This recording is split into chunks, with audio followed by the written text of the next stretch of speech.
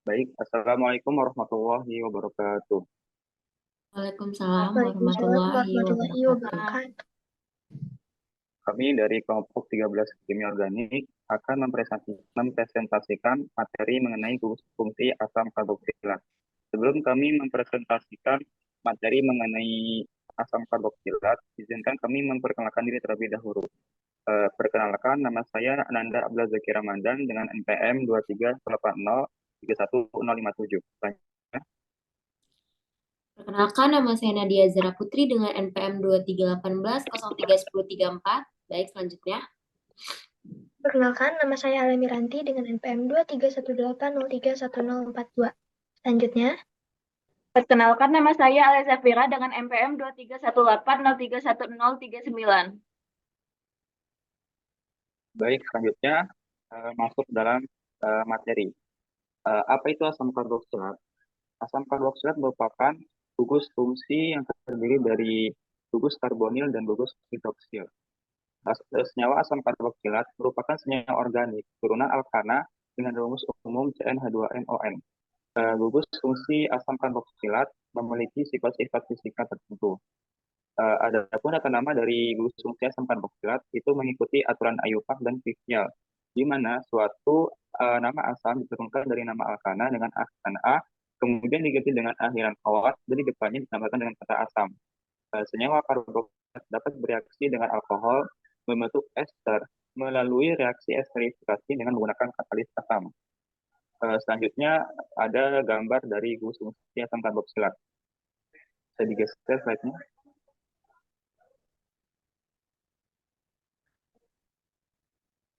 Nah, ini merupakan salah satu rumus dari gugus fungsi asam karboksilat, di mana R merupakan alkil, bisa juga dia berikatan dengan gugus fungsi seperti amina maupun fenol. Dengan gugus utamanya yaitu C akap 2O dengan bergandengan dengan gugus hidroksil. Asam karboksilat dapat membentuk ikatan hidrogen jika berikatan dengan air. Oke, selanjutnya. Boleh dibalik ke poster. Nah, selanjutnya ada identifikasi asam karboksilat. Untuk mendeteksi adanya gugus fungsi asam karboksilat ini, salah satu contoh metode analisis yang dapat digunakannya yaitu reaksi asam karboksilat dengan basa, seperti uji asam karboksilat dengan NaOH dan uji dengan NaHCO3 untuk menghasilkan karbon dioksida, garam, dan juga air. Nah, reaksi suatu asam karboksilat dengan suatu basa ini akan menghasilkan garam karboksilat. Reaksi ini merupakan uji sederhana untuk mendeteksi keberadaan gugus fungsi asam karboksilat itu sendiri. Nah, selanjutnya ada reaksi dengan NaOH dan reaksi dengan NaHCO3. Boleh di-share screen?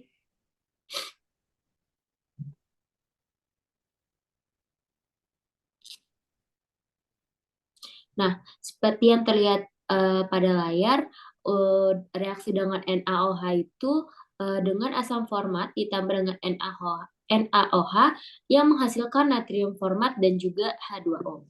Nah, untuk reaksi dengan NaHCO3-nya yaitu dengan menggunakan asam sikloheksanoat ditambah NaHCO3 yang menghasilkan natrium sikloheksanoat plus H2O dan juga CO2. Selanjutnya akan dilanjutkan oleh Alia.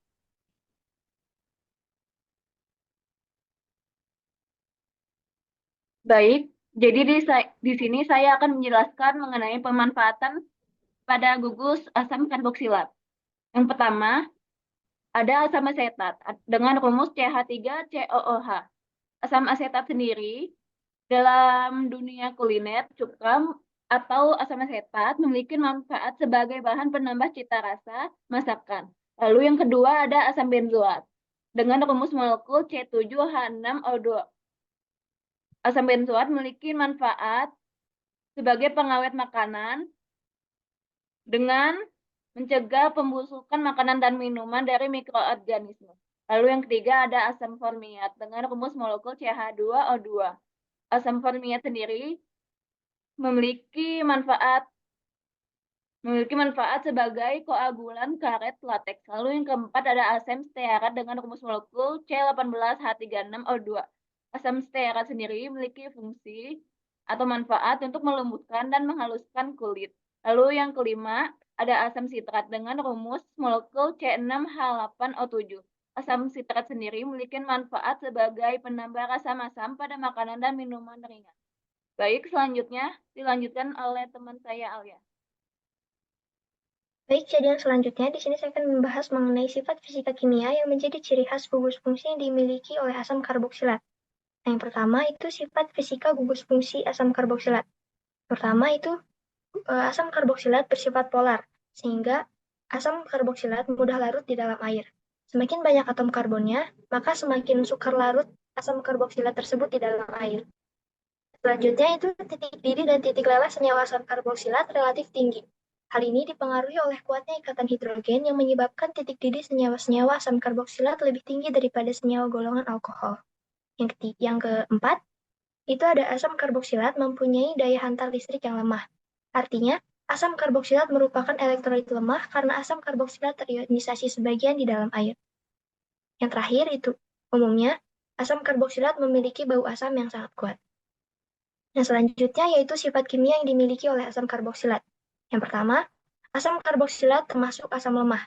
Yang kedua, asam karboksilat dapat membentuk ikatan hidrogen dengan air.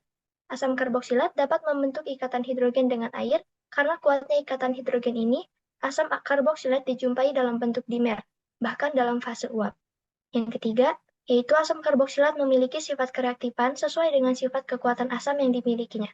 Dan yang terakhir, asam karboksilat menghasilkan ester jika bereaksi dengan alkohol. Ester dari asam karboksilat suku rendah mempunyai sedikit kepolaran, namun suku yang lebih tinggi itu mempunyai sifatnya hampir nonpolar. Baik, yang selanjutnya akan dilanjutkan kembali oleh Alia Zafira. Oke. Selanjutnya ada himbauan penggunaan dari produk yang mengandung gugus asam karboksilat. Terdiri dari 3 poin. Poin pertama ada ventilasi yang baik. Penggunaan bahan-bahan yang mengandung asam karboksilat sebaiknya diletakkan atau dilakukan di tempat yang terventilasi dengan baik. Hal ini untuk menghindari penumpukan gas-gas berbahaya di udara. Lalu poin yang kedua ada penggunaan alat pelindung diri atau singkatannya APD. Ketika menangani bahan-bahan kimia yang mengandung asam karboksilat, penting untuk menggunakan alat pelindung diri yang sesuai seperti sarung tangan, kacamata pengaman, dan pakaian pelindung. Lalu poin ketiga ada pemahaman label dan petunjuk penggunaan. Sebelum menggunakan produk yang mengandung asam karboksilat, pastikan membaca label produk dan petunjuk penggunaannya terlebih dahulu. Hal ini dapat memberikan informasi tentang cara penggunaan yang aman dan tindakan penjagaan yang perlu diambil. Lalu selanjutnya, saya akan menjelaskan mengenai dampak bahaya dari produk yang mengandung gugus asam karboksilat. Terdiri dari 3 poin. Poin pertama ada iritasi kulit dan mata. Iritasi kulit dan mata.